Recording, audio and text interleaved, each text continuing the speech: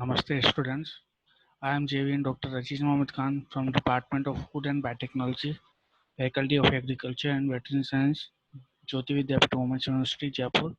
Today I am going to discuss about the topic agglutination reactions. The topic is related to immunotechnology subject and it belongs to BTech ABT 12 trimester, BTech MTech ABT integrated 12 trimester. So agglutination reaction. What is the agglutination? Agglutination actually the antigen antibody reaction which results in the clumping, which results in the formation of clumps. So when an antigen and antibody interact with each other, okay, they are very specific to each other. Okay, when they combine to each other,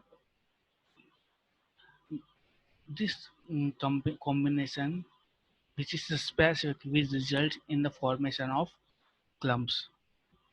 Okay, and this clumping is between particular antigen and antibody. Okay, and the antibody that causes agglutination is known as the agglutinin, and the particular antigen aggregated are known as agglutinogens. And mostly the agglutination reaction happens in bacteria, viruses, RBC, platelets, and lymphocytes. And when the red blood cells are involved in agglutination reactions, then it is known as the hemagglutination of RBC. And when a bacterial cell is agglutinated, then it is not known as the bacterial agglutination.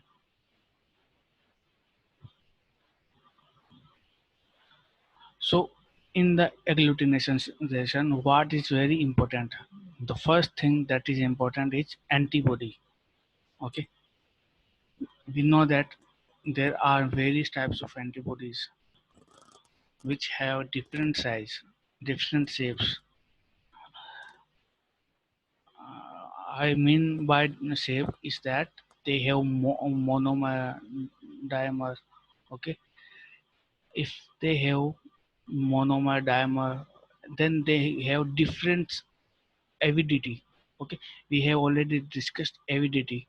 So when they have different avidity, they have various avidity, then this avidity is very essential for agglutination reaction. As we know that IgM antibody have 5 units, that is pentamer. It is pentamer in its structure. We know that IgM is pentamer. So this pentamer will react to more than 5 and 10. It is it will bind to more than 5 to 10 antigens. Minimum 5 and maximum 10 antigen will bind to this IgM antibody. So this IgM antibody will have different sites, various sites for various antigens. And when these IgM antibody will bind to antigens, then this binding will causes clumping. Okay, so for the clumping, an antibody must have various different combination sites. Okay, and when the antibody have different combination sites, then these uh, combination sites will result in the clumping, and this clumping is known as the agglutination reactions. And what is the agglutination reaction?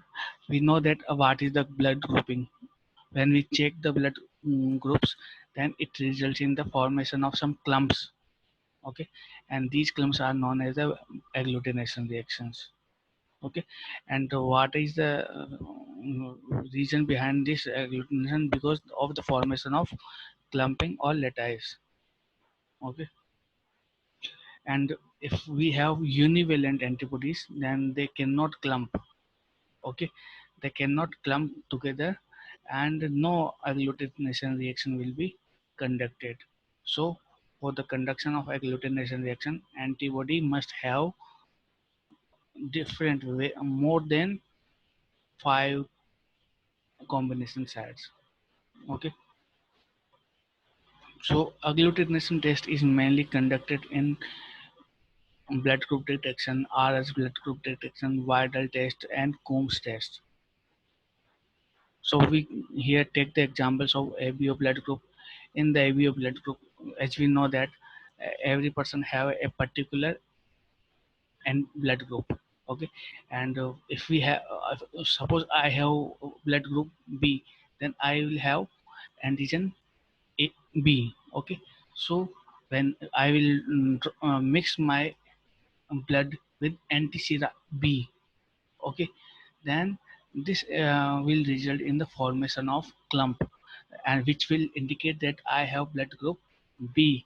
And when I have B positive, then if I will drop one drop of my blood in slide, and when I will add anti-D anti-sera, if the clumping occurs, then I will conclude that I have blood group B positive. So the blood group testing is conducted in slide test, and in the slide test we first add the drop blood drops in three drops in a single slide, and when we add anti-sera specific for it, if there is an clumping occurs, then it results in the agglutination reaction, which provide us the results that we have a particular kind of blood group. So this is the reaction of the blood group. In this diagram, we can understand that if there are one monomer antibody present, then there will be no agglutination. But if there are more than uh, five antigenic binding sites, then there are these antibodies will bind to these antigens or blood cells, and this binding will result in the formation of agglutination, and this is the resulting of the formation of clumping, which indicate that agglutination reaction has been completed. So for the agglutination reaction, we can understand the tube agglutination reaction.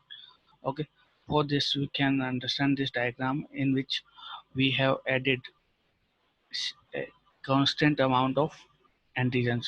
What is our aim? Our aim is to determine the quantity of antibodies. Okay, so for the quantitative analysis of antibodies, first we added a fixed volume of antigen in each tube. Okay, in each tube. Suppose we have added 160 microliter. So when we have added 160 microliter in each tube, then we will add antibodies which will be diluted serially. Okay, in the first tube we will first suppose we have added 1000 microliter. In the second tube, suppose we have added uh, 800 microliter. First tube we have added approximately 800 microliter. In the second tube, suppose we have added um, 600 microliter. In the third tube, suppose we have added 400 microliter, and in this tube, suppose we have added 160 microliter. In this tube, suppose we have added 120, or so. When the particular concentration of a particular antigen will match together, okay, if we have added a similar amount of antigen or antibody, then they will match together, and we can conduct the quantity, we can calculate the quantity of particular kind of antibodies. Okay, so in this section we added fixed volume of antigen, but we added antibodies in serial dilutions and in decreasing order. Okay, we added antibodies in decreasing order, and when we and add these antibodies in decreasing order, and when agglutination reaction is occurred in any kind of uh, tube, in any tube, then we can conclude that our antibody concentration is that. Okay, whatever there will be amount, then we can, if any tube that has the agglutination reaction like this, then we conclude that our antibody is in this concentration, or it is in what is the volume of this antibody. So this is mostly used for the quantitative analysis of antigen or antibody. We can also use the passive agglutination test. Suppose that if antigen are not able to bind to antibodies, okay, okay, they do not have various, they do not have more antigenic binding sites.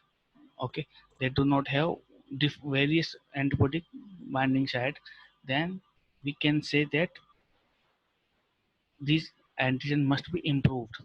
Okay, because it has not it has only one or two epitopes. Okay, so if we want to add epitopes in a particular antigen, then we must change in the antigen site. Or how we change in the antigen? Okay, which we change this antigen by adding a carrier particle. So suppose these are the soluble antigens, and when we add this carrier particle in this soluble antigen, it will be a coated particle, it will be a coated antigen having more than 5 antigenic epitopes, and in a single antigen there is only one epitope. So if we have added carrier particle, then there are 5 epitopes.